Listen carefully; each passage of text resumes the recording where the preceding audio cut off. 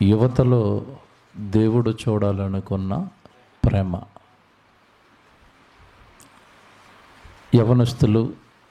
యవనస్తులని కన్న తల్లిదండ్రులు, యవన బిడ్డలు కలిగిన వారు చాలా జాగ్రత్తగా ఈ అంశాన్ని వినాలి.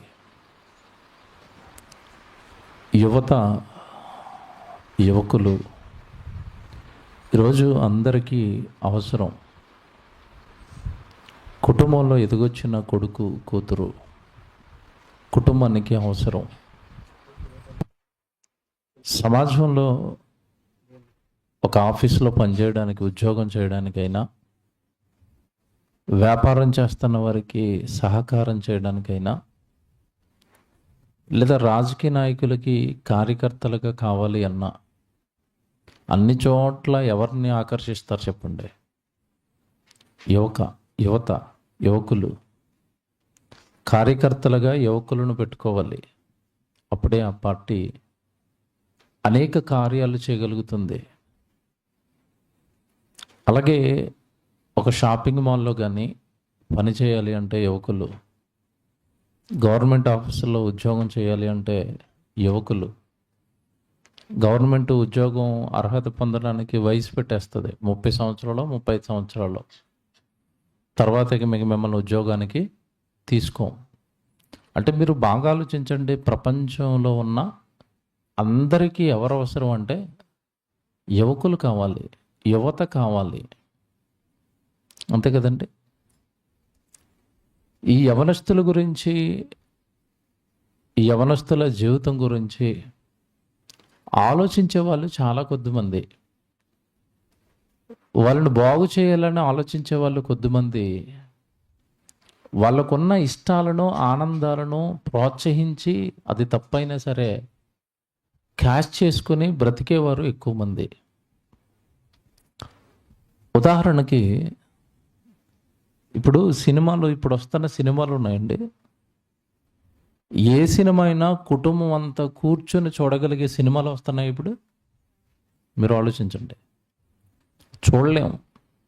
మన పిల్లల్ని పక్కన పెట్టుకుని సినిమా చూడలేం. ఎందుకంటే ఆ సినిమాలో యవనస్తులు, హీరో కానీ హీరోయిన్ కానీ చేసే ఆ చెడు పనులు, చెడు కార్యాలు పిల్లల్ని పక్కన పెట్టుకుని చూడలేము ఇప్పుడు మనం.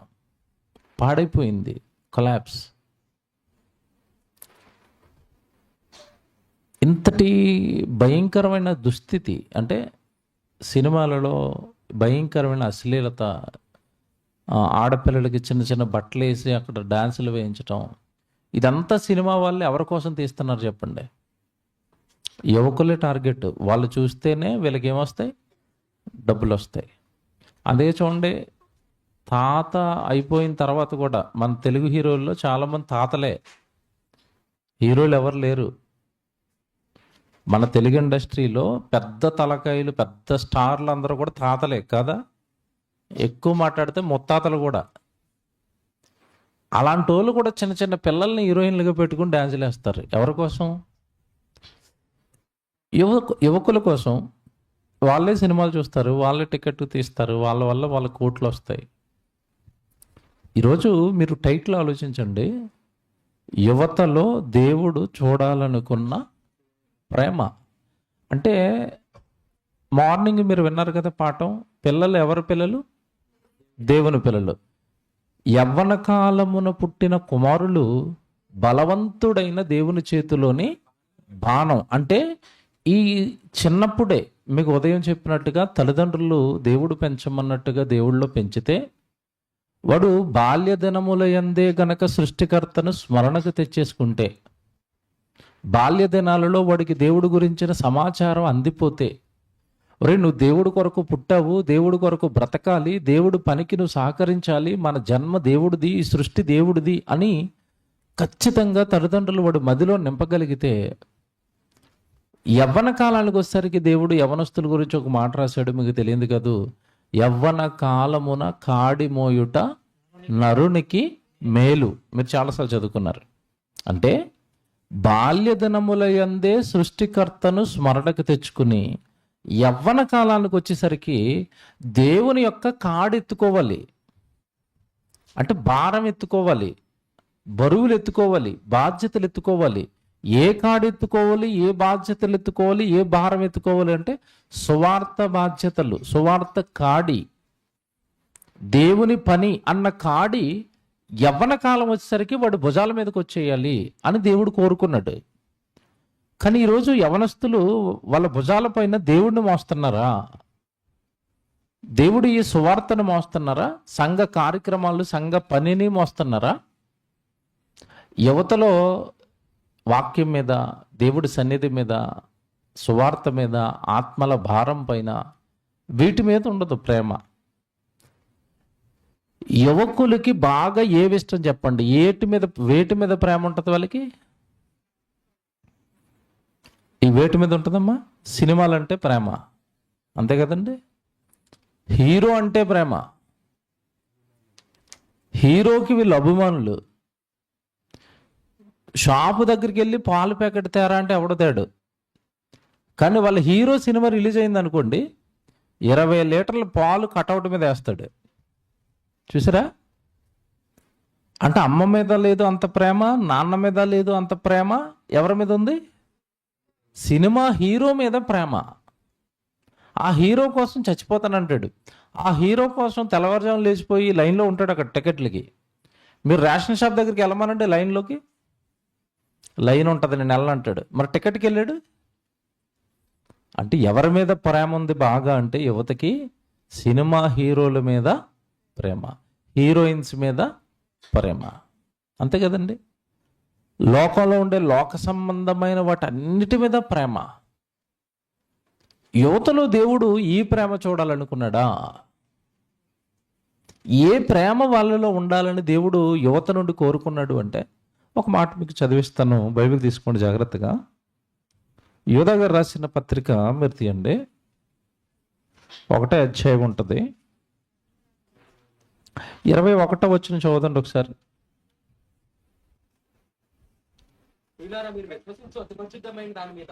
యోధా గారు రాసిన పత్రిక ఏమండి 21వ వచనం చదువుతున్నారు. ఏమండి జాగ్రత్తగా తీసుకోండి, ఇది 1వ అధ్యాయం ప్రకటన గ్రంథానికి ముందు ఉంటుంది. ప్రియులరా, మీరు విశ్వసించు అతి పరిశుద్ధమైన దాని మీద మిమ్మును మీరు కట్టుకొనుచు పరిశుద్ధాత్మలో ప్రార్థన చేయుచు నిత్య జీవార్థమైన మన ప్రభువగు యేసుక్రీస్తుల వారి కనికరము కొరకు కనిపెట్టుచు, ఇది అండర్లైన్ చేసుకోండి, దేవుని ప్రేమలో నిలుచున్నట్లు కాచుకొని ఉండండి అన్నట్టు. చూడండి, మనం ఏ ప్రేమలో నిలవబడాలట? దేవుని ప్రేమలో నిలవబడినట్లు మిమ్మును మీరు కాచుకొని ఉండండి. అంటే మీలో ఉండవలసింది దేవుని ప్రేమ, మీరు ఉండవలసింది దేవుని ప్రేమలో. అలా ఉండడానికి మిమ్మల్ని మీరు ఏం చేయాలట? కాచుకోండి. ఆ పదం చూసారా? ఏమంటే అది నిజంగా నన్ను ఆశ్చర్యపరిచింది. మన ప్రభువగు యేసుక్రీస్తు కనికరము కొరకు కనిపెట్టుచు దేవుని ప్రేమలో నిలుచున్నట్లు కాచుకొని ఉండండి. దేవుని ప్రేమలో నిలవాలి. సినిమా మీద ప్రేమలో కాదు, హీరో మీద ప్రేమలో కాదు, ఏమండి లోకంలో ఉండే భయంకరమైన వ్యసనాల మీద ప్రేమలో కాదు, విందుల మీద ప్రేమలో కాదు, వస్తువుల మీద ప్రేమలో కాదు, దేవుని ప్రేమలో మీరు కాచుకొనండి అన్నాడు. పిల్లరా, అంటే దేవుడు మన లోతుగా ఆలోచిస్తుంటే, మీరు దేన్నైతే విశ్వసించారో అంటాడు పైన 21లో, అతి పరిశుద్ధమైన దాని మీద మిమ్మల్ని మీరు కట్టుకొనుచు అన్నాడు. అతి పరిశుద్ధమైన దాని మీద మిమ్మల్ని మీరు కట్టుకొనుచు పరిశుద్ధాత్మలో ప్రార్థన చేయొచ్చు. అంటే ఈ స్వభావాలు ఉండాలట మనుషులకి. పరిశుద్ధమైన దేవుని వాక్యంతో మన ఆత్మీయ జీవితాన్ని కట్టుకుంటూ, ఆ వాక్యంలో నువ్వు నిలబడడానికి ప్రార్థన చేస్తూ, ఎటూ తిరగక లోకం వైపు, పాపం వైపు, నేరం వైపు, ఏమన్నా నీ జీవితాన్నట దేవుని ప్రేమలో నిలిచేటట్లుగా కాచుకోవాలి అన్నట్టు. ఇది మనం ఆలోచించాలండి. దేవుని ప్రేమలో నిలబడేటట్లుగా మిమ్మల్ని మీరు కాచుకోండి. దేవుడి ప్రేమ మీలో ఉండాలి, దేవుడి మీద ప్రేమ మీలో ఉండాలి అన్నట్టు. పిల్లరా, నేను దేవుణ్ణి ప్రేమిస్తున్నాను బాగా అనడానికి కొలమానం ఏంటి చెప్పండి? మీరు బాగా బైబిల్ వింటున్నారు అని అనుకుంటున్నాను, బాగా చదువుతున్నారు, ఎప్పటి నుంచో మీరు వాక్యం నేర్చుకుంటున్నారు కదా. మీరు చాలాసార్లు వినుంటారు ఆ మాట. ఇతడు దేవుణ్ణి బాగా ప్రేమిస్తాడు అనడానికి కొలమానం ఏంటి? స్కేల్ ఏంటి? కొలత దేంతో కొలుస్తాడు దేవుడు? బాగా ఆలోచన చెప్పండి. పోనీ అది అర్థం కాకపోతే బైబిల్ ఒక సందర్భం జ్ఞాపకం చేస్తాను. పేతురుని యేసుప్రభు అడుగుతున్నాడు, పేతురు నీవు నన్ను ప్రేమిస్తున్నావా అన్నాడు. పేతురు కంగారు అయిపోయాడు. 3.5 సంవత్సరాల నుంచి తిరుగుతుంటే కూడా తనకి నా ప్రేమ అర్థం అవ్వలేదా? అదేంటి ప్రభు అంత మాట అనేసావు, నేను నిన్నేం చేస్తున్నాను, ప్రేమిస్తున్నాను అన్నాడు. మరలా ఆలోచించుకో పేతురు అన్నాడు రెండోసారి. అక్కడ రాయబడలేదు కానీ మీకు అర్థం కాదని చెప్తున్నాను. పేతురు నన్ను ప్రేమిస్తున్నావని ఒకసారి అడిగాడా, 3 సార్లు అడిగాడా? 3 సార్లు ఎందుకు అడిగాడో చెప్పాలా? మీరు యోహాను సువార్త 21వ అధ్యాయంలో ఉంటుంది ఇదంతా, 15వ వచనం నుంచి చదువుకుంటే, పేతురు నువ్వు నన్ను ప్రేమిస్తున్నావా? ఇలా చూశాడు ఒకసారి, అదేంటి ప్రభువా నేను నిన్ను ప్రేమిస్తున్నాను అన్నాడు. మరలా రెండోసారి పేతురు నువ్వు నన్ను ప్రేమిస్తున్నావా అన్నాడు. ప్రేమిస్తున్నాను ప్రభు. పేతురు నువ్వు నన్ను ప్రేమిస్తున్నావా అన్నాడు. ఏమండి, ఈయన ఆన్సర్ ఇచ్చిన ప్రతిసారి ఏమని? నేను నిన్ను ప్రేమిస్తున్నాను అని పేతురు గారు ఆన్సర్ ఇచ్చిన ప్రతిసారి యేసుప్రభు చెప్పింది ఏంటో తెలుసా? నన్ను ప్రేమిస్తే నా మందను మేపు అన్నాడు. అన్నాడా లేదా? నువ్వు నన్ను ప్రేమిస్తే నా మందను కాయు అంటాడు. అక్కడ 3 సార్లు, ఒకసారి మేపు అంటాడు, ఒకసారి కాయు అంటాడు, మరలా మేపు అంటాడు. అంటే మేపటం, కాయటం దేవుణ్ణి ప్రేమించటం. రైట్? ఇప్పుడు బాగా ఆలోచించాలి. పేతురు నేను నిన్ను ప్రేమిస్తున్నావా అంటే ప్రేమిస్తున్నాను అని చెప్పటం ఈజీ. ప్రేమను జీవితంలో చూపించటం కష్టం కదండి. కష్టం కదా.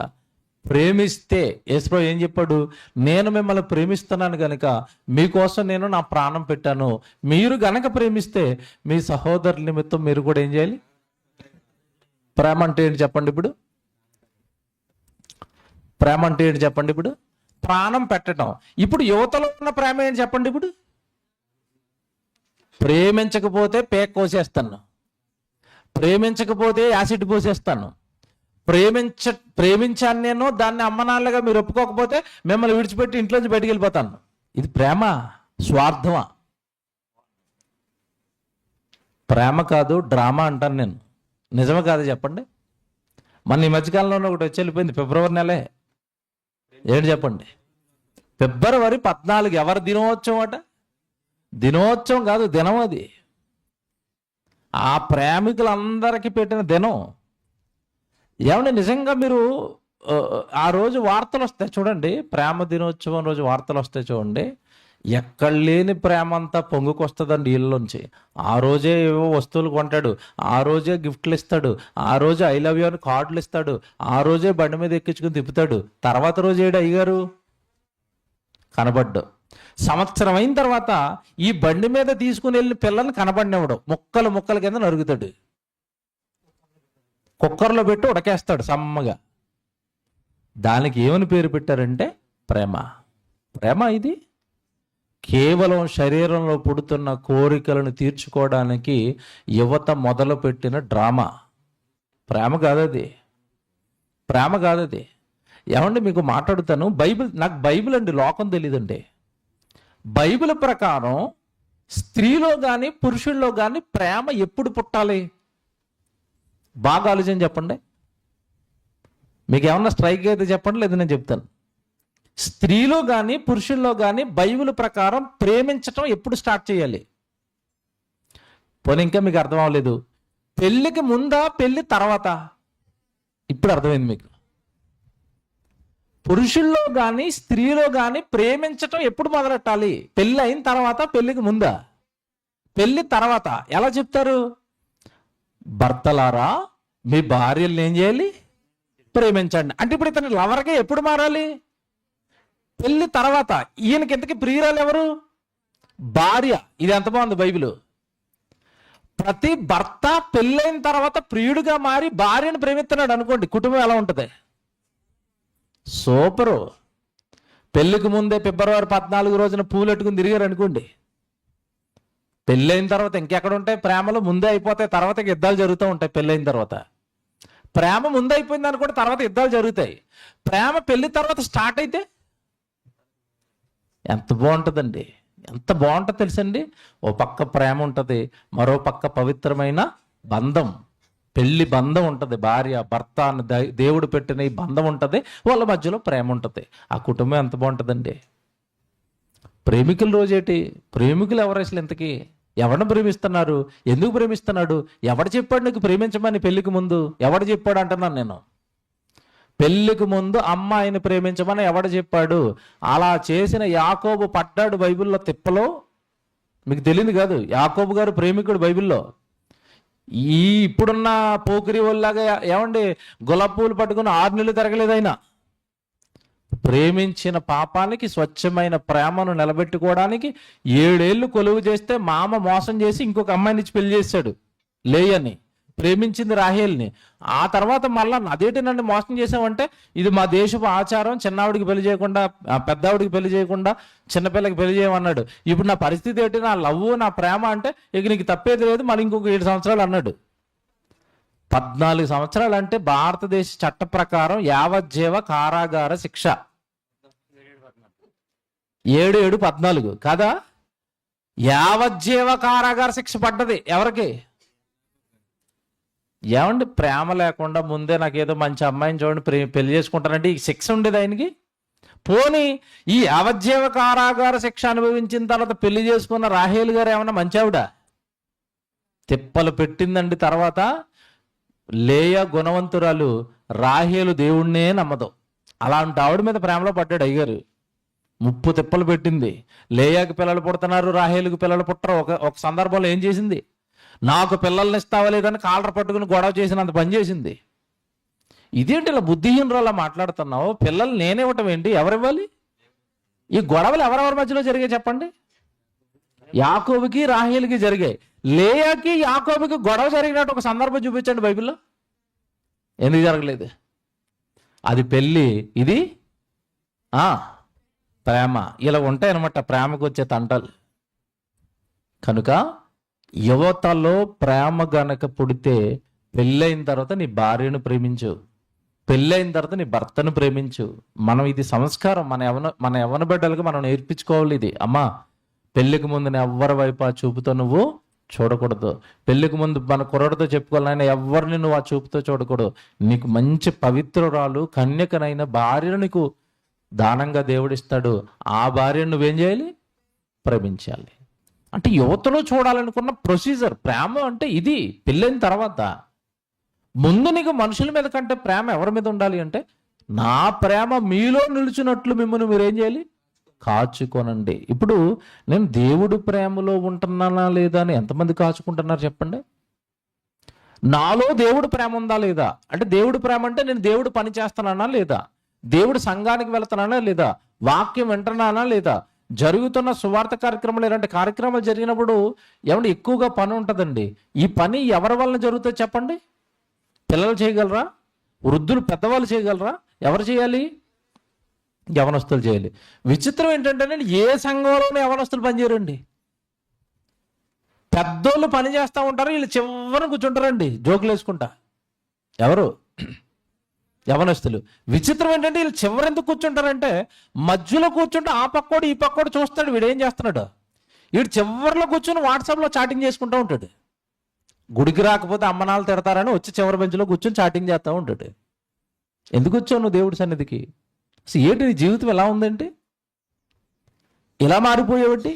ఇలా ప్రవర్తిస్తున్నావేంటి? దేవుడి సన్నిధికి వచ్చి కూడా దెయ్యం వదలలేకపోతున్నావేంటి? ఏంటి దెయ్యం? ఏంటంటే దెయ్యం? సెల్ ఫోన్ దెయ్యం. దాని నిండా ఉన్నవి ఏంటి చెప్పండి? దేవుడువా? పోనీ వీళ్ళు చాటింగ్ చేసేది ఏమన్నా వీడు బయట బాగా బిజీగా ఉండిపోయి ఏదో మెసేజ్ పెట్టేస్తున్నాడు అండి, ఉద్యోగం చేస్తున్నాడు అంటే ఏమి ఉండదు. ఆ బయట పోకిరి వాళ్ళు ఎవరో తిరుగుతూ ఉంటారు, ఎక్కడ తిరుగుతాడు, ఎర్రా తిన్నావా, ఉన్నవా, కూల్ డ్రింక్ ఏది థమ్స్అప్ తాగేవా, పెప్సీ తాగేవా, ఏ ఉంటాయి వీళ్ళకి పనికిరాని చెత్త చాటింగ్ అంతా. దీన్ని ఏదో వాడు అసలు అండి ఎలా ఫీల్ అయిపోతూ ఉంటాడంటే, నేను ఏదో పెద్ద ఉద్యోగం చేస్తూ ఉంటాడు కూర్చొని చాటింగ్. ఇక్కడ దేవుడి సన్నిధిలో ఉన్నావు, దేవుడు జన్మిచ్చాడు, దేవుడు ఆ రెక్కలకి బలాన్ని ఇచ్చాడు, మంచి యవ్వనాన్ని ఇచ్చాడు. నీ యవ్వనాన్ని దేనికోసం వాడాలో చక్కగా బైబిల్లో రాయించాడు.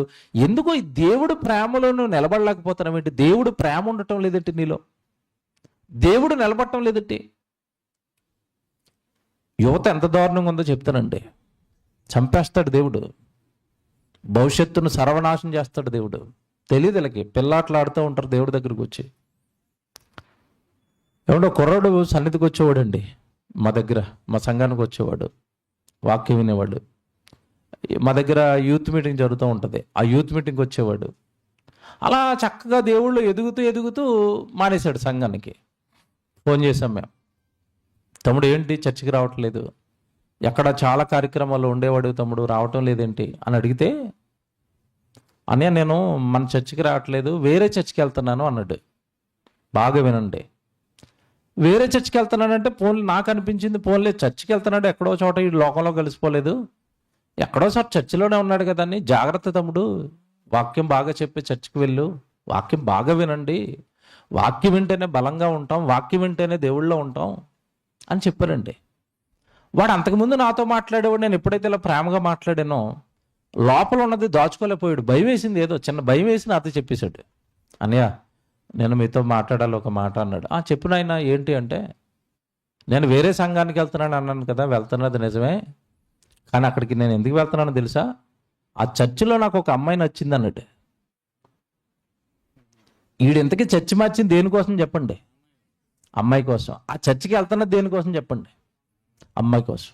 నేను మారు మాట మాట్లాడకుండా వాడితో చెప్పింది ఒకటేనండి, దేవుడు నిన్ను చంపేస్తాడు నాయన అని చెప్పాను. చచ్చిపోతావు నువ్వు, ఎందుకంటే ఇలాంటి పిచ్చి వేషాలు ఏమన్నా వేస్తే సంఘానికి వెలుపల వెయ్యండి, అది పాపం. సంఘం పరిశుద్ధమైనదే, క్రీస్తు రక్తంతో కడగబడింది, పాపాలు మాన్పించడానికి దేవుడు కట్టింది. కానీ నువ్వు అందులోకి వచ్చి కూడా ఏం చేస్తానంటాను? పాపం చేస్తావా? చంపేస్తాడు దేవుడు నిన్ను అన్నాను. ఏ లారీ కింద పడిపోతావు జాగ్రత్త అన్నాను, డైరెక్ట్గా చెప్పారండి. ఎవరికి భయపడతాం మేము? పరిశుద్ధమైన సంఘంలోనికి కూడా ఈరోజు పాపాలను పట్టుకొచ్చారండి, పాపాలు పట్టుకొస్తున్నారు. ఆ ప్రేమే దరిద్రం రా లోకంలో చేసేవంటే దాన్ని పట్టుకొచ్చి ఎక్కడ పెట్టారు? మళ్ళీ సంఘంలో ఉంటారండి అక్కడక్కడ. చెప్పాలి వీళ్ళకి గట్టిగా ఖండితంగా. సంఘంలో ఉన్న యవ్వనస్తులు సాటి స్త్రీని ఎలా చూడాలి అంటే, నీకంటే పెద్దదైతే అక్కను, చిన్నదైతే చెల్లి, మరీ పెద్దదైతే అమ్మ అని పిలువు. వయసుకు వస్తే అక్క, చెల్లి, అమ్మ, అన్నయ్య, తమ్ముడు, నాన్న, ఇవి సంఘంలో ఉండవలసినవి. బావలు బామ్మర్దులు బయట, ఆ పిచ్చి వేషాలన్నీ బయట వెయ్యాల. బయట చూడండి గుంపు కింద ఉంటారండి, వీళ్ళు ఒకళ్ళొక్కడ ఏమని పిలుచుకుంటారు తెలుసండి? వీళ్ళు ఎరా బావ అంటాడు, వీడు చెల్లిచ్చి ఏమైనా పెళ్లి చేసేటట్టుకి ఆ చెత్త పిలుపులన్నీ పట్టుకొచ్చి మళ్ళీ సంఘంలో పెడతారు. బావాను పిలవడానికి మీ చెల్లిచ్చావా, లేదా వాడి చెల్లి నువ్వు పెళ్లి చేసుకున్నావా? వాడి నీకు బావ ఎలాగయ్యాడు? ఇలా భయంకరమైన రోగాలతో నిండుకుంది లోకం. మిమ్మల్ని బాగు చేయడానికి దేవుడు కట్టింది సంఘం. సంఘంలోకి వచ్చేటప్పుడు ఒళ్ళు దగ్గర పెట్టుకొని కూర్చోవాలి. జీవము కలిగిన దేవుని సంఘములో జనులు ఎలాగో ప్రవర్తింపవలెనో అన్నాడు. అంటే ఇక్కడికి వచ్చిన తర్వాత నీకు ఇష్టానుసారంగా ప్రవర్తించకూడదు. ఇది జీవము కలిగిన ఎవరి సంఘం అట? దేవుని సంఘంలోకి వచ్చి నీ వేషాలేటి ఇక్కడ. కనుక యువతలో దేవుడు చూడాలనుకున్న ప్రేమండి లోక సంబంధమైన ప్రేమ కాదు, లోకంలో మనుషులు చేస్తున్న ప్రేమలు కాదు. యవ్వనస్తుడు అనగానే దేవుడు వాడిని ఎలా చూస్తాడో బైబిల్లోకి వచ్చిన చూపిస్తానండి. కీర్తనల గ్రంథం తీయండి మీరు. కీర్తనల గ్రంథం 144 కీర్తన 12 వచనం తీయండి. కీర్తనల గ్రంథం 144 కీర్తన 12 వచనం.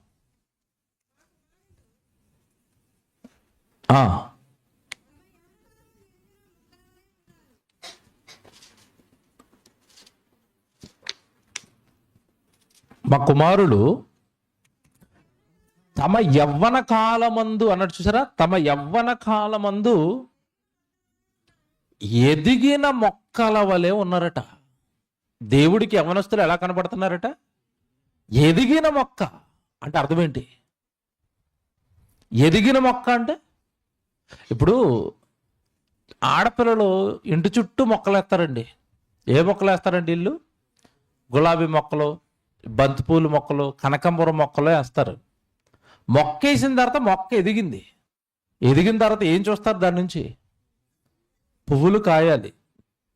బంతి పువ్వు వేస్తే బంతి పువ్వులు కాయాలి, కనకాంబరం వేస్తే కనకాంబరాలు కాయాలి. ఏ మొక్క వేస్తే ఆ మొక్క నుంచి ఆ ఫ్లవర్స్ అనేవి, పూలు అనేవి రావాలి. పళ్ళ మొక్కలు వేస్తే, జామ చెట్టు వేసారనుకోండి, ఏం కాయలు కాయాలి? జాంకాయలు కాయాలి. ఎదిగిన మొక్క కాయటం లేదు. బాగా ఆలోచించి ఆన్సర్ చెప్పాలి. ఎదిగిన మొక్క కాయలు కాయట్లేదు. ఏం చేస్తారు మీరు? అంత త్వరగా ఎందుకు నరికేస్తారండి? పెంచారు కదా. చిన్న ప్రయత్నం చేస్తారు ముందు. ఏంటి ప్రయత్నం? ఎరువేయటం, నీళ్ళు వేయటం, ఏదో మొత్తం మీద రకరకాల పేడట్టుకు చేస్తారు కొంతమంది. నేను చాలా చోట్ల చూశానండి, పేడట్టుకొచ్చి కొమ్మకు తగిలిస్తారు ఇలాగ గొబ్బెమ్మలెట్టినట్టు. మొత్తం మీద రకరకాల ప్రయత్నాలు. మొక్క నుంచి ఏం చేయాలి? కాయలో పువ్వులో కాయాలి. ఎన్ని ప్రయత్నాలు చేసినా కాయలేదు. అప్పుడు ఏం చేస్తారు? అప్పుడు నరికేస్తారు. అంటే ఎదిగిన మొక్క నుండి ఖచ్చితంగా నీకేం కావాలి? కాయలు కాయాలి.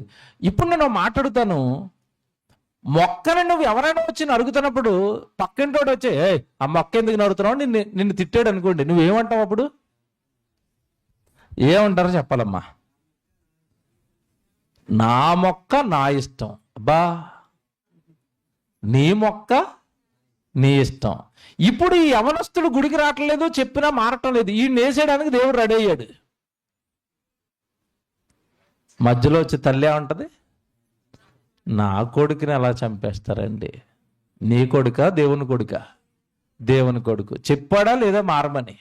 చెప్పాడు. ప్రతి సంవత్సరం మార్చుకోవడానికి ఎన్నో ప్రసంగాలు వినిపించాడా లేదా? వినిపించాడు. వినిపించిన నువ్వు మారను అంటే నీ జీవితాన్ని దేవుడు కూడా తీసేస్తాడు. మొక్కను నువ్వు నరికేస్తావు. ఎదిగిన మొక్క ఆయనకు ఉపయోగపడకపోతే ఆయన కూడా ఏం చేస్తాడు? తీసేస్తాడు, నరికేస్తాడు. నరకటంలో అలా ఎలా నరకడం? యోహాను గారు చెప్పారు. నరకటం అలా ఎలా నరకడట? గొడ్డలట చెట్టుకుందని చెప్పలేదండి అక్కడ. చెట్ల వేరం ఉందన్నాడు. అంటే అర్థం ఏంటి? నరిగితే ఎలా నరుగుతాడు ఇప్పుడుగా? అంటే జీవితంలోకి మళ్ళీ చిగురు అట్టకూడదు అనమాట. ఇప్పుడు 3 పైన నరికారు అనుకోండి, కొద్ది కాలానికి మళ్ళీ ఏం చేస్తుంది? చిగురు అడుతుంది. వేరు దగ్గర నరికేస్తే అంటే దేవుడు నరిగితే అలా నరుగుతాడు అనమాట. భూమి మీద ఇక కనపడకుండా చేస్తాడు. చిగురెట్టడం అంటే భూమి మీద ఇక ఫలించడం కానీ, భూమి మీద ఏదైనా సాధించడం కానీ, ఎవరికైనా ఉపయోగపడటం కానీ, భూమి మీద ఉండటం కానీ ఇంకేం జరగదు. ఇక మొత్తానికి చివరి నుంచి నరుక్కుంటూ వస్తాడు. జీవితాన్ని లేకుండా చేస్తాడు దేవుడితో పెట్టుకుంటే. కనుక ఎవరో పిచ్చి పిచ్చి వేషాలు వేయడానికో, లోకంలో ఉన్నవి అనుభవించడానికో, గుట్కాలు తినడానికో, మందు తాగడానికో, మందు పార్టీలు చేసుకోవడానికో, బైకుల మీద ఏమని రైడ్లు వేయడానికో కాదు జీవితం ఇచ్చింది. యవ్వన కాలంలో ఉన్న కుమారులట ఎదిగిన మొక్కలట. ఆ మొక్క ఎదిగి నువ్వు పరలోకంలో ఉన్న నీ కన్నతండ్రికి ఏమివ్వాలి? ఫలాలు ఇవ్వాలి. నీ కన్నతండ్రికి ఎదిగిన తర్వాత నువ్వు ఫలాలు ఇవ్వాలి. లోకంలో పడ్డావేంటి? లోకంలో భయంకరమైన చేష్టలు చేస్తున్నావేంటి? ఏమంటే నిజంగా ఈ యవన పిల్లలు ఎలా ఉంటారంటేనండి, బండి ఇచ్చామనుకోండి, మామూలుగా వయసులో ఉన్న వాళ్ళు 50లో 60లో నడుపుతారండి. వీళ్ళు ఎలా నడుపుతారు చూడండి బండి? 100 నడపటం, 80 నడపటం. నడుపుతారా? 2 చక్రాలు ఉంటే 1 చక్రం పైకి లేపుతాడు కాళ్ళు ఎరగొట్టుకోవడానికి. ఆ చక్రం పైకి లేపిన తర్వాత కాళ్ళు ఇరిగిపోయిన తర్వాత కానీ అర్థం కాదు నేను తప్పు చేశాను రా అని. ముందే చెప్తారు, ఒరే కాళ్ళు ఇరిగిపోతారా అని. వింటారా? వినరు.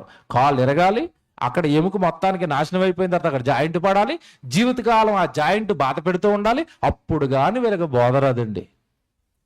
అప్పుడు కానీ ఆ బాధ అర్థం కాదండి. ఎన్నిసార్లు చెప్పినా దేవుడు చాలా బాగా చెప్పాడు. నాయనా, యవ్వనం నేనిచ్చింది, యవ్వన కాలంలో నాకు నువ్వేం చేయాలి? కాడి మోయాలి. ఏమంటే నిజంగా ఇవన్నీ చెప్తుంటానండి, యవ్వనస్తులు అంత భక్తిగా ఉండగలరా అని మీకు అనిపిస్తుంది కదా. అలా ఉన్న ఒక భక్తుడిని పరిచయం చేసి ముగిస్తాను నేను. ఉండగలరు, ఉన్నాడు. దేవుడు అంటే చాలా ఇష్టాన్ని చూపించాడు, చాలా ప్రేమను చూపించాడు. యవనస్తుడండి, ఒక నిండు యవనస్తుడు. నేను చెప్పమంటే బైబిల్లో చాలా మంది చరిత్రలు చెప్పగలను యవనస్తుడివి. ఒక్క ఆయనది ఈ రోజు నేను చూపిస్తాను. ఏమంటే ఒక్క యవనస్తుల్లో దేవుడి మీద ఎంత ప్రేమ అనిపిస్తుంది మనకి. ఎంత ప్రేమించాడంటే అంత ప్రేమించాడండి దేవుడిని. ఏమంటే బైబిల్లో మీకు ప్రవక్తలు కనబడతారు. ప్రవక్తలు అనగానే మీరు చాలా మంది చదువుకునేటప్పుడు ప్రవక్తలు అనగానే ఏమనుకుంటారంటే వాళ్ళు ఏదో పెద్దలు. ఎందుకంటేనండి ఈ సినిమాల్లో, హాలీవుడ్ సినిమాల్లో వాటిల్లో ప్రవక్తలను చూపించేటప్పుడు ఎలా చూపిస్తారంటే మెరిసిపోయిన వెంట్రుకలతో తల మెరిసిపోయి చూపించగానే చాలా మందికి ప్రవక్త అనగానే ముసలోడు అని ఒక ప్రింట్ ఉంటుంది. ప్రవక్తలు అందరూ ఏమండి వృద్ధాప్యంలో ప్రవక్తలు అయ్యారు అనుకుంటున్నారా? సమూయేలు ఎప్పుడయ్యాడు చెప్పండి ప్రవక్త? చిన్నప్పుడే గుడిలో పడిపోతే యవ్వన కాలానికి వచ్చేసరికి సమూయేలు ఎవరు? ప్రవక్త. మరి సమూయేలు జీవితాన్ని చూస్తే ఏమన్నా తప్పులు కనపడ్డాయి మీకు? చక్కగా పెళ్లి చేసుకున్నాడు, చక్కగా బిడ్డలను కన్నాడు. ఆయన జీవితకాలం అంతా దేవుడికి ఏం చేశాడు? సేవ చేశాడు. యవన బిడ్డలు మంచి బాగున్న యవన బిడ్డలు బైబిల్లో మనకు కనపడలేదా? కనపడ్డారు. మరి మధ్యలో ఈ రోజున్న యువత ఎందుకండి ఇలాగా పక్కదారులు పడుతుంది అంటే ఒక విషయం చెప్తారండి ఈరోజు మీకు. బాగా ఆలోచించండి, అర్థం చేసుకోవడానికి ప్రయత్నించండి. మీ పిల్లల్లో అది పుట్టించడానికి ట్రై చేయండి. యవన పిల్లల్లో లోకం అండి, లోకపు బాయిలో యవనస్తులు పడ్డానికి ప్రధానమైన కారణం అండి వాళ్ళ శరీరం. ఆ శరీరంలో వచ్చే మార్పులు, హార్మోన్స్ మార్పులు. టీనేజ్ అంటారు. టీనేజ్ రాగానే ఇంకా అసలు ఆడికి ఏంటంటే ఏమీ తెలియదు కానీ అన్నీ తెలిసినట్టుగా ఫీల్ అవుతూ ఉంటాడు. టీనేజ్ అనగానే మీరు అర్థం చేసుకోవాల్సింది ఏంటంటే ఆడికి ఏమీ తెలియదు, అన్ని తెలిసినట్టు ఫీల్ అవుతాడు అంతే. దాన్నే అంటారు టీనేజ్ అని. మీరు ఆడికి ఏమైనా చెప్పండి, చెప్పావులే అన్నట్టుగా ఏదో చాదస్తం, ఏమండి ఏదో సోది చెప్తున్నట్టుగా చూస్తాడు. ఏ మంచి చెప్పిన వాడికి. అంటే వాడికి ఎలా ఉంటుందంటే వాడికి అప్పుడే కొంచెం రెక్కలు రావడం, అప్పుడే ఎగరటం రావడం. ఏదో లోకంలో ఒక సామెత ఉంటుంది, కొత్త పనుడట పొద్దు ఎరగడట. తెలుసు కదా మీకు? కొత్త పనుడికి ఏం తెలియదు, పొద్దు తెలియదు. ఓ చేస్తూ ఉంటాడు, ఎందుకంటే కొత్త కదా. ఓ 4 రోజులు వేసరికి నడురు సాగుతుంది. అప్పుడు అమ్మ బాబా ఎప్పుడు వెళ్ళిపోతామని ఇంటికి అంటాడు. కొత్త పనుడు పొద్దు ఎరగడు అన్నట్టుగా వీడికి అప్పుడే రెక్కలు వచ్చినాయి లోకంలో ఎగరటం. ఇక మొత్తం నాకే తెలుసు అంటాడు. ఆల్రెడీ అక్కడ ఆ స్టేజ్ నుంచి దాటుకొని వచ్చిన నాన్న ఎన్నో డక్కా మొక్కలు తిని వద్దురా వద్దురా వద్దురా అంటాడు. వీడికి అర్థమవుతుందా? అర్థం కాదు. ఇంకో సామెత జ్ఞాపకం చేస్తాను, అర్థమవుతుంది మీకు. పిల్లకాకి ఏం తెలుసు, ఉండేది దెబ్బ. విన్నారా? పిల్లకాకి అప్పుడే పుట్టింది, ఎగురుతుంది, దానికి ఏం తెలుస్తుంది? ఉండేది దెబ్బ. ఆల్రెడీ వాళ్ళ అమ్మకి పడ్డాయి 4 సార్లు దెబ్బలో. ఆల్రెడీ 4 సార్లు వేసాడు రాడు వేటగాడు. దాని నుంచి తప్పించుకోవటం, ఆ దెబ్బ తగిలి దాని శరీరాన్ని బాగు చేసుకోవటం, ఇవన్నీ అమ్మకు తెలుసు. పిల్లకాకి తెలుసా? తెలీదు. యవనస్తులు కూడా అలాంటిలే. కనుక దేవుడు అంటే మనకి బైబిల్ని ఎంత బాగా రాయించాడంటే, నాకు బైబిల్లో వచనాలు చదువుతున్నప్పుడు అండి ఎంత బాగా రాయించాడంటే దేవుడు బైబిల్ అనిపిస్తుందండి. యువత పాడైపోవడానికి గల కారణం అండి శరీరం, ఆ శరీర సంబంధమైన మనస్సు. రోమీయులకు రాసిన పత్రిక తీయండి, ఎంత బాగా చెప్తున్నాడు చూడండి దేవుడు. రోమీయులకు రాసిన పత్రిక 1వ అధ్యాయం 28 నుంచి చూద్దాం. రోమీయులకు రాసిన పత్రిక 1వ అధ్యాయం 28 నుంచి చూద్దాం. మరియు వారు తమ మనస్సులలో దేవునికి చోటియనల్లకపోయిరి అన్నాడు. వాళ్ళ మనసులో దేనికి చోటు ఇవ్వలేదట? దేవునికి. ఎందుకు ఇవ్వలేదు దేవునికి చోటు? మనసులో ఎవరున్నారు? పక్కింట్లో అన్న అమ్మాయి ఉంది. ఇంకీడికి దేవుడు ఎక్కడ ఉంటాడు? దేవుడిని ఎక్కడ ఉంచుతాడు? లోపల. లేదా ప్రభాస్ ఉన్నాడు మనసు నిండా, ఇంకా దేవుడు ఎక్కడ ఉంటాడు? లేదా అల్లు అర్జున్ ఉంటాడు, ఆడ మాసిపోని గడ్డం కింద చేయటం ఇలా ఒకటి అంటాడు, ఇంకా ఆడు తిరుగుతూ ఉంటాడు ఇక్కడ. ఇంకా దేవుడు ఎక్కడ ఉంటాడు? వాక్యం ఎక్కడ ఉంటుంది? వాళ్ళ మనస్సులలో దేవునికి ఏమి ఇవ్వటం లేదట? చోటు. జాగ్రత్తగా వినాలి ఈ వచనాలు. వారు తమ మనస్సులలో దేవునికి చోటియనొల్లకపోయిరు గనుక చేయరాని కార్యములు చేయుటకు దేవుడు భ్రష్ట మనస్సుకు వారిని అప్పగించెను. అట్టి వారు సమస్తమైన దుర్నీతి చేతను, దుష్టత్వము చేతను, లోభము చేతను, ఈర్ష్య చేతను నిండుకొని మత్సరము, నరహత్య, కలహము, కపటము, వైరమను వాటితో నిండిన వారే కుండ్రగాండ్రును, అపవాదుకులను, దేవద్వేషకులను, హింసకులను, అహంకారులను, బెంకములాడు వారును, చెడ్డవాటిని కల్పించువారును, తల్లిదండ్రులకు అవిధేయులను. ఇది అండర్లైన్ చేసుకోండి. చివరికి ఏమైపోతారట వీళ్ళు? తల్లిదండ్రులకు అవిధేయులను, అవివేకులను. అవివేకులు అంటే ఇందాక నేను చెప్తున్నది అదే. ఆడికి ఏమి తెలియదు, అన్నీ నాకు తెలుసు అంటాడు. అవివేకులుగా మారిపోతారట. అవివేకులను, మాట తప్పువారును, అనురాగరహితులను, నిర్దయులను నైరి ఇట్టి కార్యములు అభ్యసించేవారు మరణమునకు తగిన వారు అని దేవుని న్యాయ విధిని వారు బాగుగా ఎరిగియుండియు వాటిని చేయుచున్నారు. ఇది మాత్రమే కాక వాటిని అభ్యసించే వారితో సంతోషముగా సమ్మతించుచున్నారు. ఇదంతా ఎందుకు జరుగుతుందట? ఏమంటే ఈ పైన చెప్పిన లిస్ట్ అంతా ఎవరు చేస్తారు చెప్పండి? ముసలోళ్ళే, యవనస్తులే? యవనస్తులు.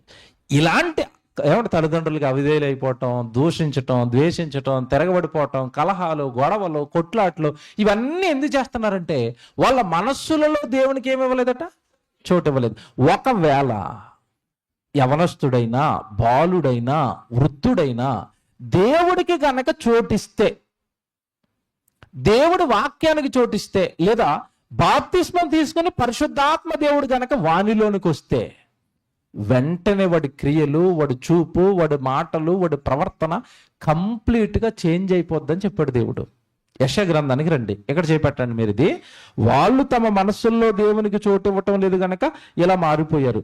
ఒకవేళ దేవునికి చోటిస్తే, యెషయా గ్రంథం 11వ అధ్యాయం 2వ వచనం చూడండి. యెషయా గ్రంథము 11వ అధ్యాయము 2వ వచనం. యెహోవా ఆత్మ, అండర్లైన్ చేసుకోండి, యెహోవా ఆత్మ జ్ఞాన వివేకములకు ఆధారమగు ఆత్మ, ఆలోచన బలములకు ఆధారమగు ఆత్మ, తెలివిని, యెహోవా ఎడల భయభక్తులను పుట్టించు ఆత్మ అతని మీద నిలుచును. ఏమండి ఇందాక మీరు చదువుకున్న మాట రోమపత్రికలో, వారు తమ మనస్సులలో దేవునికి ఏమి ఇవ్వలేదు? చోటు ఇవ్వలేదు. కనుక వాళ్ళు చేసే కార్యాలు ఎలా ఉన్నాయి? ఇందాక చేయరాని కార్యాలు చేశారు. ఒకవేళ నీ హృదయంలో దేవుడికి గనక చోటిస్తే, ఈ 2వ వచనం బాగా చదువుకోవాలా, యెహోవా ఆత్మ గనక నీలోకి వస్తే జ్ఞాన వివేకములకు ఆధారమగు ఆత్మ అంటే అతనికి ఏమొస్తుంది? వెంటనే జ్ఞానం వస్తుంది. ఇందాక మీరు చదువుకున్న మాటలో వారు అవివేకులు అన్నాడు. దేవుడు ఆత్మ ఉంటే మాత్రం వాడు ఎలా మారిపోతాడట? వివేకి. జ్ఞానము వివేకి. ఇప్పుడు చెప్పండి, పొరపాటు ఎక్కడ జరుగుతుంది? తేడా ఎక్కడ జరుగుతుంది? ఎందుకు యవనస్తులు భయంకరమైన కార్యాలు చేస్తున్నారు? ఎందుకు యవనస్తులు భయంకరంగా క్రూరులుగా మారిపోయారంటే వాళ్ళు దేవుని ఆత్మకు వారి హృదయాలలో ఏమివ్వటం లేదు? చోటు ఇవ్వలేదు. అందుకే చేయరాని కార్యాలు చేస్తున్నారు. ఎంత క్రూరంగా ఉంటారో మీకు తెలియదు కదండి. మీరు పట్టణాలలో ఉన్న యవనస్తులను చూస్తారండి, మీకు భయం వేస్తుందండి. వాడిని చూడగానే మీకు అర్థమైపోతాడు ఎలాగుంటాడు తెలుసండి. వాడి రూపం ఎలా ఉంటుందో తెలుసండి. వాడి గెడ్డం ఏమంటే ఒకప్పుడు నీట్గా షేవింగ్ చేసుకోవటం అనేది అందం. ఇప్పుడు చూడండి యవనస్తులు ఎలాగుంటున్నారు. వాడికి ఉన్న 4 గంటకులు ఏదో సన్నాసుకున్నట్టు ఇంత పొడుగుంటాయి, ఇక్కడ వరకు ఇలా పెంచుతాడు కింద వరకు. ఆ పైన ఉన్న కటింగ్ చూడండి, ఇటుపక్క బోడిగుండు చేసి ఆ పైన అలా నిలబెడతాడు, పిచ్చిగుండు నిలబెట్టినట్టు. ఆ రూపం పోనీ వాడి రూపాన్ని వాడు ఒకసారి అద్దంలో చూసుకుంటే వాడికి అసహ్యం అవుతుంది.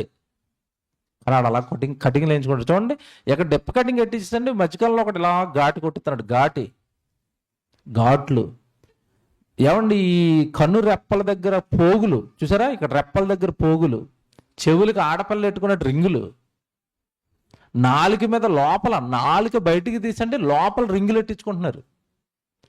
ఏంటి ఇలా తయారైపోయారంటే వీళ్ళు చేసే కార్యాలన్నీ ఏ కార్యాలు అవి? చేయరాని కార్యాలు. ఒరే, నాలుక మీద అలా పుండు చేసుకుంటే నాలుకకి క్యాన్సర్ వచ్చేస్తే, కన్ను రెప్పల మీద అలాగ కళ్ళుకి ఏమైనా దెబ్బ తగిలితే, కళ్ళులో ఉన్న నరాలు ఏమన్నా పోతే, ఒంటి నిండా మీరు చూసారండి పిచ్చోడు వేసుకున్నట్టుగా పచ్చబొట్లండి.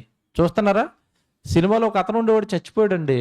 తాగి చచ్చిపోయాడు ఒక అతను, డాన్సర్ రాకేష్ మాస్టర్ అని ఒకడు ఉండేవాడు అండి. మీరు వాడి వీడియోలు చూసుంటారు. వాడు గుండు మీద కూడా పచ్చబొట్లే, అవన్నీ ఎంచుకొని చచ్చిపోయాడు త్వరగా. వాడిని చూడగానే ఎలా ఉంటుందంటే మనిషిలా కనపడరండి వీళ్ళు. ఏదో రకంగా అదో గ్రహం నుంచి వచ్చినట్టు ఉంటారు వీళ్ళు. అదే లోపల దేవుడు ఉంటే సంస్కారం, మర్యాద, క్రమం, చచ్చే నా దేహాన్ని ఇలా పాడు చేసుకుంటున్నానేంటి? దేహం ఎవరిది? మీ దేహము దేవుని వలన మీకు అనుగ్రహించబడింది. అంటే దేహం నాదా దేవుడిదా? దేవుడి దేహాన్ని నేను ఎలా పాడు చేస్తాను? సాధ్యమైనంత మట్టుకు దీన్ని ఆరోగ్యంగా కాపాడుకుని ఈ ఆరోగ్యవంతమైన శక్తివంతమైన దేహాన్ని నా తండ్రి సేవకి ఇవ్వాలి కదా. నా బలం నా తండ్రికి ఉపయోగపడాలి కదా. జ్ఞానము, వివేకము, ఆలోచన, బుద్ధి దేవుడికి మనసులలో చోటిస్తే వస్తుంది. ప్రాబ్లం ఎక్కడ జరిగిందంటే ఏ యవ్వనస్తుడు ఈరోజు నిండుగా దేవుడికి ఏమివ్వటం లేదు, చోటు ఇవ్వలేదు.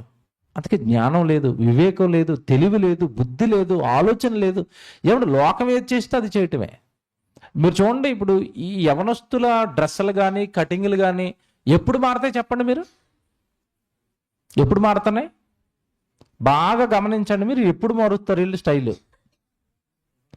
ఏదో ఒక కొత్త సినిమా దిగితే ఆ కొత్త సినిమాలో ఉన్న హీరో 8 జోబులు ఉన్న ప్యాంట్ వేసుకున్నారనుకోండి, ఇటు వెంటనే మార్కెట్లుగా 8 జోబుల ప్యాంటు దింపుతారు వాళ్ళు. ఆడు దింపగానే ఈడు కొనుక్కుని ఈడు వేసుకుంటాడు. ఆడు వేసుకున్నాడు కనుక ఈడు వేసుకుంటాడు. అంతేనా? వాడు డిప్ప కటింగ్ వేస్తే వీడు డిప్ప కటింగ్. నువ్వు లోకాన్ని ఫాలో అవుతున్నావేంటి? ఎవరిని ఫాలో అవ్వాలి? క్రైస్తవుడు కదా, క్రైస్తవుల కుటుంబంలో పుట్టావు కదా, మీ అమ్మ నాన్నలు గుడికి వస్తున్నారు కదా. నీకు రోల్ మోడల్ ఎవరు? సినిమా హీరోలా? బైబిల్లో ఉన్న హీరోలా? బైబిల్లో సంసోను హీరో, అంతేనా? బైబిల్లో దావీదు హీరో, బైబిల్లో యోసేపు హీరో, బైబిల్లో తిమోతి హీరో, బైబిల్లో తీతు హీరో, బైబిల్లో పౌలు హీరో. వీళ్ళు మనకి హీరోస్. బయట ఉన్న వాళ్ళు ఇట్లా వాళ్ళ హీరోలు, వాళ్ళు డబ్బులు ఇచ్చుకుని మొహాలకి రంగు వేసుకుని ఓ గుద్దితే 10 మంది ఎగిరి పడిపోతారు. ఈడి మీద కేజీ కన్ను ఉండదు ఇక్కడ. నువ్వు చూసి ఎందుకు నమ్ముతున్నావు అవన్నీ పిచ్చిని? కనుక దేవుడు చూడాలనుకున్న ప్రేమ యువతలో లేకపోవడానికి గల కారణం అండి, వాళ్ళల్లో మనస్సులలో దేవుడికి ఏమివ్వటం లేదు, చోటు ఇవ్వలేదండి. చోటు ఇచ్చిన ఒక ఆయన్ని చూపించి ముగించేస్తాను త్వరగా. యెహెజ్కేలు గ్రంథానికి రండి. యెహెజ్కేలు గ్రంథం 24వ అధ్యాయం 15వ వచనం నుంచి చదువుదామండి. ముందు ఒకసారి 2వ అధ్యాయం చదువుతారా? ఈ 24వ అధ్యాయం అర్థం కావాలి అంటే ఈ యెహెజ్కేలు ప్రవక్త గురించి చెప్పేసి ముగించేస్తానండి 2 మాటలు. ప్రవక్త దేవుడు పక్షాన నిలబడ్డాడు. యవ్వన కాలంలో దేవుడి సేవలో నిలబడిన ప్రవక్త ఇతను. యవ్వనస్తుడు యెహెజ్కేలు అనగానే మీరు జ్ఞాపకం పెట్టుకోండి. 2వ అధ్యాయం చూడండి ఒకసారి, 10వ వచనం. యెహెజ్కేలు గ్రంథం 2వ అధ్యాయం 10వ వచనం. ఆయన దానిని మన ముందర విప్పగా అది లోపటను వెలుపటను వ్రాయబడినదై ఉండెను, మహావిలాపములు. ఏమండి? బాగా చదవండి. మహావిలాపమును, మనోదుఃఖమును, రోదనమును అందులో వ్రాయబడి ఉండెను. బాగా వినాలండి. వచ్చిన అర్థమైతే యవనస్తులు మారిపోతారండి. యెహెజ్కేలు ఆయన యవ్వన కాలంలో దేవుడి దగ్గర పట్టుపడ్డాడు ప్రవక్తగా. అలా దేవుడు ఒకనొకనాడు దర్శనం ఇచ్చాడు. తన మనసులో ఉన్నవన్నీ దర్శనం రూపంలో తన కుమారుడైన యవనస్తుడైన యెహెజ్కేలుకి చెప్పుకుంటున్నాడు. చెప్పుకున్నప్పుడట ఆ దర్శనంలో దేవుడు ఈ యవనస్తుడైన యెహెజ్కేలుకి ఏం చూపించాడో రాస్తున్నాడు ఇక్కడ. ఆయన దానిని నా ముందర విప్పగా అది లోపటను వెలుపటి వ్రాయబడినదై ఉండెను, మహావిలాపమును. అందులో ఏముందట? మహావిలాపం అట. విలాపం అంటే విలపించటం, అంటే ఏడవటం అండి, రోదనండి, బాధండి. ఆ యెహెజ్కేలు గారికి కనపడిన దాంట్లోనట మహావిలాపం ఉందట. ఎవరి విలాపం? దేవుడిది. మహావిలాపమును. నెక్స్ట్ మనోదుఃఖమును. ఎవరికి మనోదుఃఖం? దేవుడికండి. మనోదుఃఖం అంటే మనసులో బాధ. ఇది మనసులో బాధపడుతున్నాడని ఇప్పుడు కాదు, మనకు ఆది కాండంలోనే అర్థమైపోయింది. హృదయములో ఆయన మనుషులను చేసినందుకు ఏం చేశాడు? నొచ్చుకున్నాడు. అప్పుడు స్టార్ట్ అయింది ఆ మనోదుఃఖం. యెహెజ్కేలు గ్రంథం వచ్చేసరికి యెహెజ్కేలు గారితో చెప్తున్నాడు, ఆయన నా మనసేం బాగోలేదు కొడుక, నేను అంత రోధిస్తున్నాను కొడుక. నెక్స్ట్ విలాపము, మనోదుఃఖము, రోదనము అందులో వ్రాయబడ్డ. అంటే దేవుడు తన మనసులో ఉన్న బాధ అంతా చెప్పాడండి. ఎవరికి చెప్పాడు? యెహెజ్కేలుకి చెప్పాడు. జాగ్రత్తగా వినాలి. యవ్వనస్తుడైన తన కొడుక్కి తన మనస్సులో ఉన్నదంతా చెప్పాడు. నాయనా, ఈ భూమి మీద ఉన్న మనుషులంతా నా పిల్లలురా, నేను కష్టపడి సృష్టిని కట్టానురా. కానీ ఒకడు వ్యభిచారిగా, ఒకడు దొంగగా, ఒకడు నరహంతకుడిగా, ఒకడు పాపిష్టోడిగా నా ప్రజలందరూ పాడైపోతే నా మనసు నిండా దుఃఖంనైనా, నా మనసు బాగోలేదురా, రోదనరా, ఏడుపురా, విలాపంరా. నేను ఉన్నాను అంటే దేవుడిగా ఉన్నాను తప్ప నా పిల్లలు ఇలా భయంకరంగా పాపులుగా మారిపోతే నాకు ఏం బాగోలేదు నా మనసు అన్నట్టు.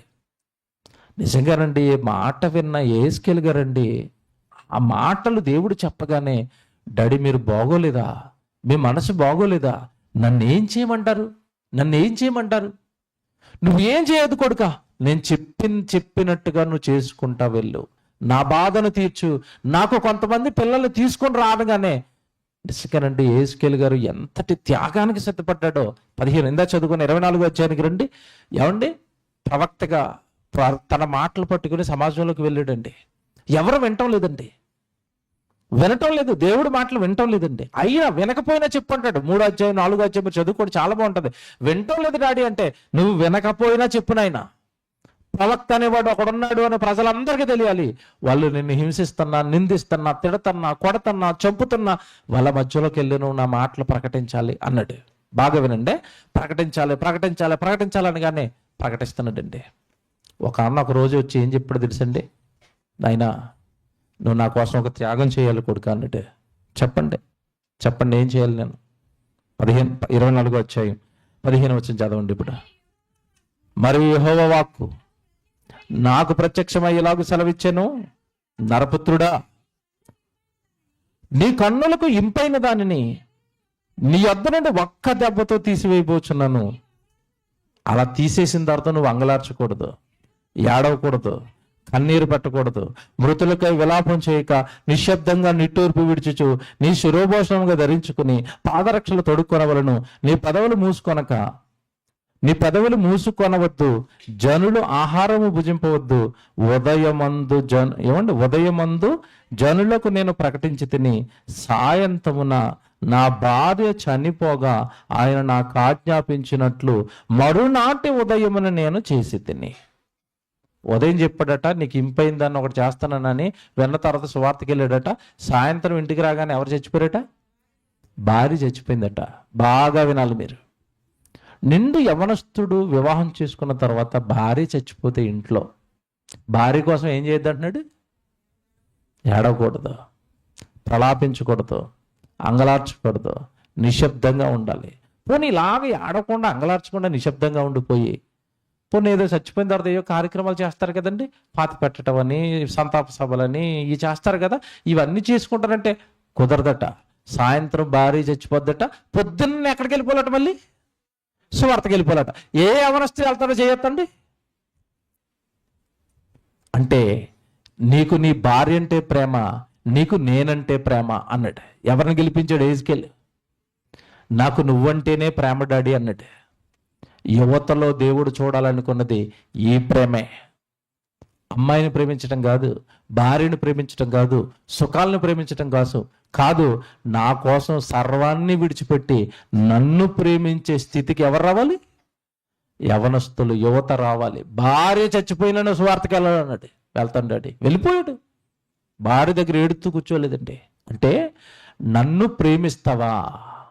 నా సువార్త కోసం నువ్వు నీకు ఇష్టమైనవన్నీ వదులుకుంటావా?